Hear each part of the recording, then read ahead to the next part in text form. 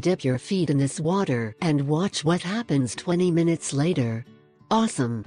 Fungus infection on the nails, or onychomycosis, is the most common nail alteration and is responsible for about 50% of all nail infections. But what causes nail fungus? As the name implies, the disease is caused by fungi, tiny parasitic organisms that are neither a plant nor an animal. Fungi thrive in warm, moist environments, and feed on keratin, which is the main protein of nails, hair and skin. Nail fungus is a cause of overproduction of keratin in the nails, making them thicker and separating from their bed. The doctors say it cannot be true, but this kills the mushrooms right away.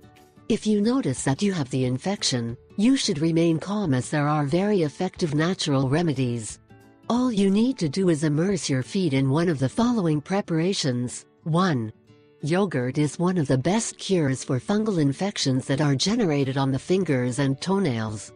Yogurt is basically a living bacterium. It has friendly microorganisms that help destroy infections.